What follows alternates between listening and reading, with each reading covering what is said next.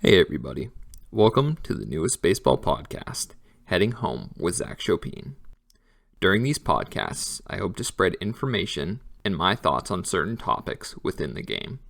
My goal is to spark conversation and good old barstool debate. I hope you'll join me on this journey. If you do, lace up those cleats and round third, because we are heading home.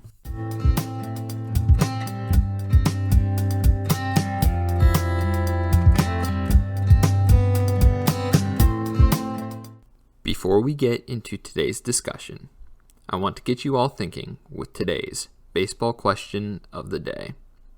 Since this is our first show, I'll ask an opening day question. The question is, what pitcher has started the most games on opening day? Think about it. The answer will be revealed later in the show, so stick around. On today's episode, I will be talking about some off-season trades, free agent signings, and rumors. The first trade worth talking about involved the Washington Nationals and Pittsburgh Pirates on Christmas Eve. The Pittsburgh Pirates sent switch-hitting first baseman Josh Bell to the Washington Nationals for right-handed pitching prospects Will Crowe and Eddie Yean. Will Crowe is a 26-year-old and now rates as the Pirates' number 21 prospect in their top 30. He has a 92 to 94 mile per hour four-seam fastball that jumps on hitters because of its high spin rate. His sinker works off of his four-seam. He has an above-average changeup and mixes in average sliders and curves. He is also durable and has thrown 149 and one-third innings since 2019 in the minors. He projects as a number 4 or number 5 starter. Eddie Yean, on the other hand, is a 19-year-old who rates as the Pirates' number 8 prospect now. He has a mid-90s fastball with late life and movement. Sometimes he touches 97. He has a high 80-mile-an-hour slider, which projects above average. He has a promising changeup and likely projects to a middle-of-the-rotation big league starter. What the Pirates gave away was a cornerstone to the Neil Huntington-era Pittsburgh Pirates. Josh Bell's a switch-hitting first baseman. He is a 2019 All-Star, in which he had his best season as a professional, hitting .277 with 37 doubles, 37 home runs, and driving in 116 runs. He has a 2.6 career WAR, a 116 OPS plus, but in the field he is a liability with negative 37 defensive runs saved. If there's a designated hitter in the National League, this is a great trade for the Nats. He will obviously split time in that role with Kyle Schwarber and Ryan Zimmerman. I think the reason this trade was made was because the Pirates and new GM Ben Cherington were not banking on Bell helping his trade value from now until the trade deadline in 2021. For the Cherington regime, this is a good move to start stockpiling talent in their minor league system. The second trade I'm going to discuss was a giant splash for Mets' new owner, Steve Cohen. After signing relief pitcher Trevor May and catcher James McCann, it was time for a big, future-altering move. The New York Mets traded the Cleveland Indians for shortstop Francisco Lindor and right-handed pitcher Carlos Carrasco, in exchange for shortstops Ahmed Rosario, Andres Jimenez, number 9 prospect right-handed pitcher Josh Wolf, and number 10 prospect outfielder Isaiah Green. The Mets not only are getting an amazing perennial all-star shortstop, they're also getting a wonderful human being. I remember meeting Francisco Lindor as a high school senior in Erie, Pennsylvania, at an Erie Seawolves game. He was the starting shortstop for the Akron Rubber Ducks. Before the game, I went to their side and was standing there waiting for anybody that would sign a baseball. This short, little guy came running from the outfield, carrying his bat and gloves, and I sat there and I started saying, "Hey, would you mind signing this baseball for me?" As always, and with his trademark smile, he came over, and we ended up talking for about 5 minutes before the game. I'll always remember that, especially now seeing him blow up into the big superstar that he is. He has a 28.7 career WAR, with a 285 career batting average, and a 117 OPS plus. He's a 4-time All-Star, 2-time Silver Slugger Award winner, 2-time Gold Glove Award winner, and has won 1 Platinum Glove. Not only are the Mets getting an all-star shortstop, they're getting a middle-tier starting pitcher in Carlos Carrasco. An 88-73 record with a 3.77 ERA is going to slide perfectly in behind DeGrom and Stroman in their rotation. As for the Indians' return, they're getting 2 starting Major League-ready shortstops in Rosario and Jimenez, with Jimenez slated to be their starting shortstop for this upcoming season. Rosario has been known to play second base, shortstop, and corner outfield positions, so his versatility will only help the team. As for the prospects the Indians received, they received right-handed pitcher Josh Wolf, who's 20 years old and now the Indians' number 12 prospect. He has a 94-mile-per-hour average fastball, a low 80s 12-6 curveball, and a below-average changeup that he's hoping to develop. My prediction is that he will end up being either a number 4 or 5 starter or a bullpen piece. Maybe the Indians' pitching development works its magic once again. The other piece in this trade was outfielder Isaiah Green, who is 19 years old and is now the Indians' number 16 prospect. He is a no-doubt center fielder, but needs improvement on his reads and routes. At the plate, he has a contact-oriented approach, he is aggressive on the bases, and he has plenty of room to grow and develop. For the New York Mets, this deal boosts you into talks of competing with the Atlanta Braves for the division title in the NL East. I think they're a few more moves away from displacing the Braves at that top spot. Could a major free agent land in the Big Apple still? Maybe a Trevor Bauer? Only time will tell. As for the Cleveland Indians, your face of the franchise just left. Although you received 2 Major League-ready shortstops back in return to fill the positional void, they don't fill that role of leader or face of the franchise. Maybe this is the start of another rebuild in Cleveland. The third trade was one that saw 3 teams and 7 players involved. The San Diego Padres, New York Mets, and Pittsburgh Pirates were the 3 teams wheeling and dealing in this one. The Pittsburgh Pirates sent right-handed pitcher Joe Musgrove to the San Diego Padres.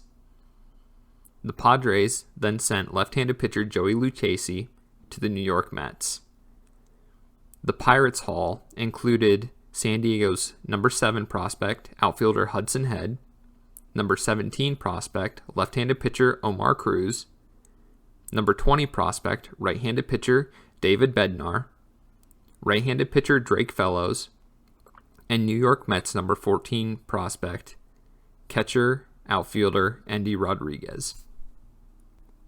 Musgrove leaves Pittsburgh after his best season in 2020, where he had a 1.16 ERA plus to go with a 3.86 ERA and upped his Ks per 9 to 12.5. Lucchesi, on the other hand, joins a Mets rotation that has already added Carlos Carrasco to it. Inevitably, he becomes the 4th or 5th starter behind David Peterson in the Mets rotation. His best season was in 2019, where he had a league average 100 ERA+, a 4.18 ERA, a 10-10 record, made 30 starts, and had an 8.7 strikeout per 9 rate.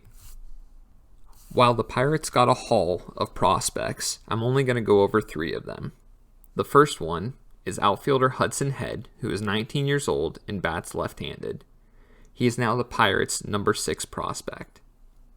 He has some of the best bat speed in the system. He has raw power and an advanced feel for hitting. He has plus speed, so he could stick to center field. To go along with his strong arm, he has a very high ceiling. The second prospect is left-handed pitcher Omar Cruz, who is 21 years old and is now the Pirates' number 20 prospect.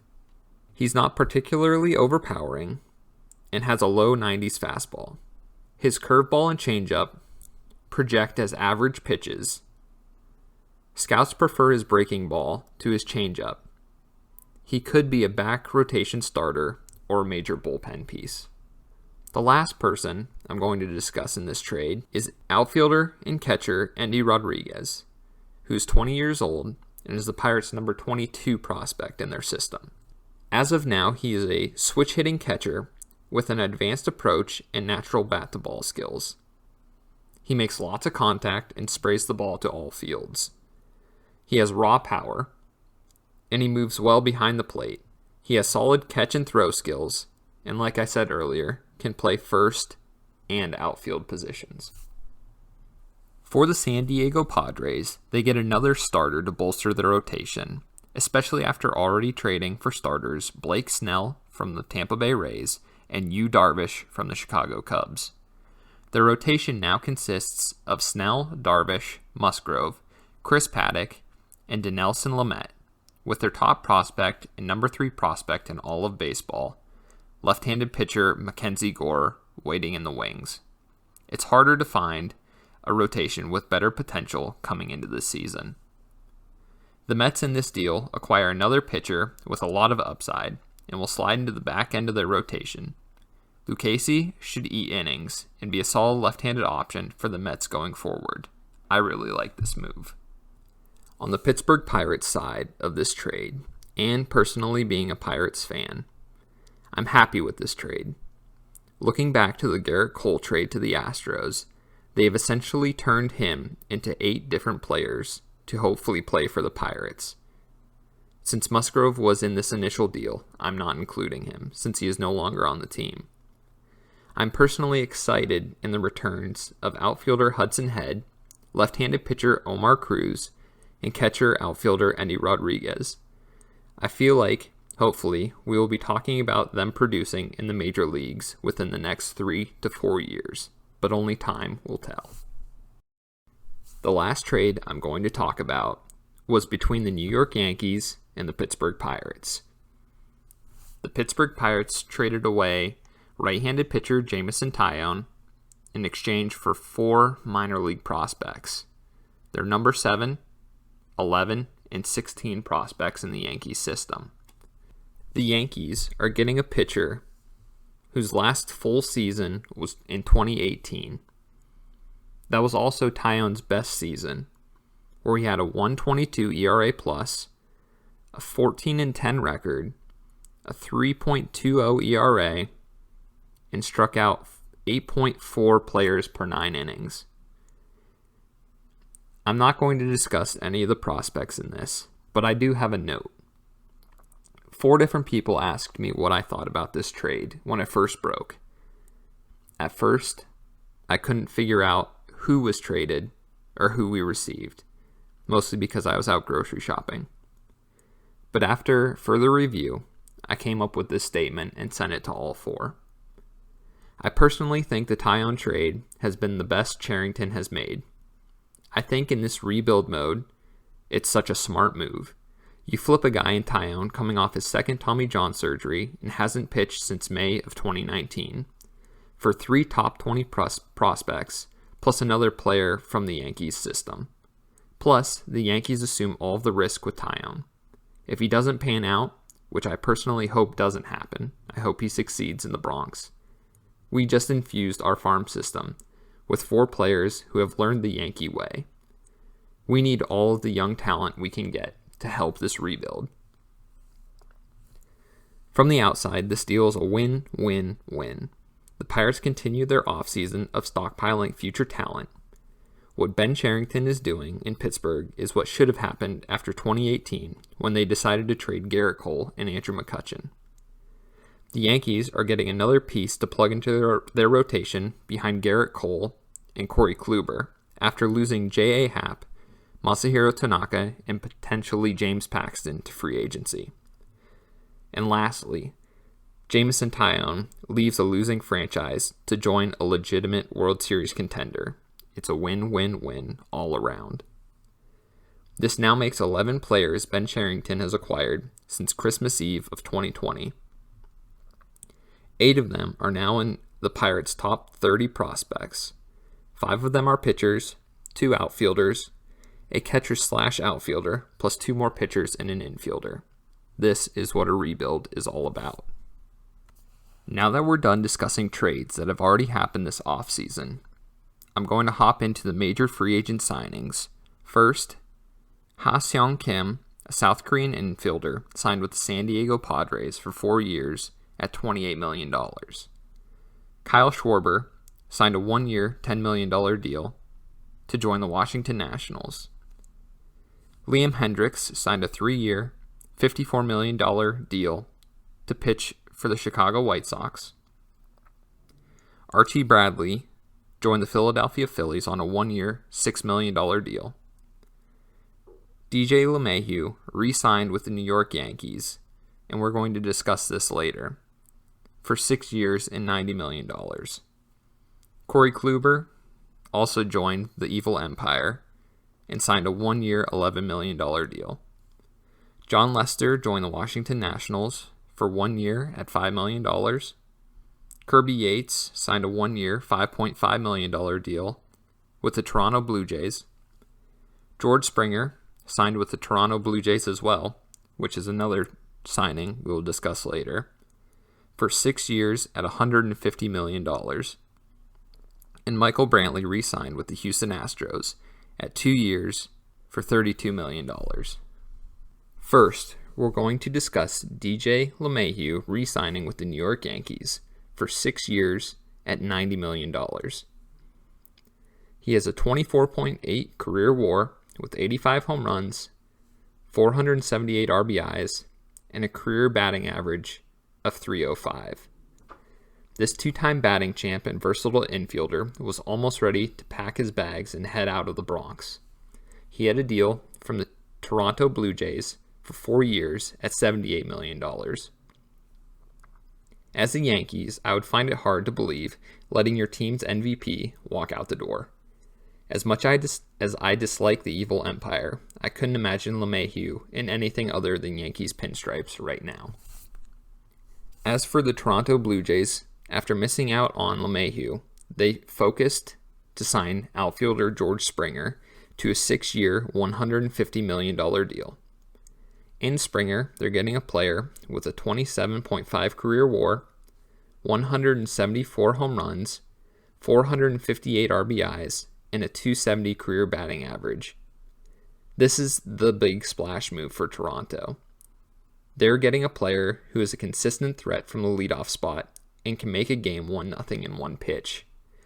You know he loves the spotlight and always shows up for the postseason. Springer will be a great mentor for this young up-and-coming team. I like this deal. Say you get him for 3 years in center field and maybe the last 3 in a corner outfielder DH spot. I'd take that any day. This is the biggest signing, in my opinion, since Roger Clemens signed with the Blue Jays in 1996 for 4 years at $40 million. The last topic we're going to discuss on this episode involves off-season rumors and signing speculation. The first person that we are going to discuss is 2020 Cy Young Award winner Trevor Bauer. The 3 places I feel like Bauer fits in best are the Los Angeles Dodgers, the New York Mets, and the Los Angeles Angels. If the Dodgers signed him, you might as well just give them the World Series trophy for 2021 because their rotation would be unfair. The reason I selected the Mets is that they need to make another splash, especially after missing out on George Springer. This could be it. But all in all, I believe the Angels is where he eventually ends up. This is a move the Angels need to make to help get their franchise, and especially Mike Trout, back to the playoffs. The next player I had on my list was catcher JT Realmuto, who just recently signed a 5-year, $115.5 million deal to remain with the Philadelphia Phillies. I said that he would re-sign with them, saying, "There's a good sense of familiarity with Realmuto and the pitching staff right now. They need to sign him." The third player that I have is pitcher James Paxton. Last year, he pitched for the New York Yankees, who are one of the 2 teams that I have him slated to sign with. I have the Yankees and the Toronto Blue Jays, who I inevitably have signing him in the end. With the Blue Jays, this will be another big signing for Toronto and their playoff push. And who wouldn't want the headline, "The Big Maple returns north of the border"? And the last person we're going to discuss is outfielder/DH Marcell Ozuna. The 3 probable landing locations I have for him are the Boston Red Sox, Milwaukee Brewers, and Minnesota Twins. With the Red Sox, if they want to keep pace in the AL East, with the Blue Jays and Yankees adding to their lineups, they'll need a power bat. Might this be David Ortiz 2.0? For the Milwaukee Brewers, if there's a universal DH, this just makes sense. This takes Ryan Braun's spot on the roster. But all in all, I have him signing with the Minnesota Twins. If Nelson Cruz doesn't return, this would be the perfect signing to replace him in the DH spot of that potent lineup. And now that ends today's discussion. Now, let's get back to this episode's baseball question of the day. The question was, what pitcher has started the most games on opening day? The answer? Tom Seaver, with 16 games. He started a record 11 games for the New York Mets, 3 with the Cincinnati Reds, and 2 for the Chicago White Sox. And that will do it for this episode of Heading Home with Zach Shopene. Thank you for tuning in and listening. If you enjoyed this episode, be sure to like this video, subscribe to my channel, and leave a comment to spark a conversation. For more content, be sure to follow my blog and articles I post during the week. The link is in the description. Until next time, be safe, God bless, and play ball.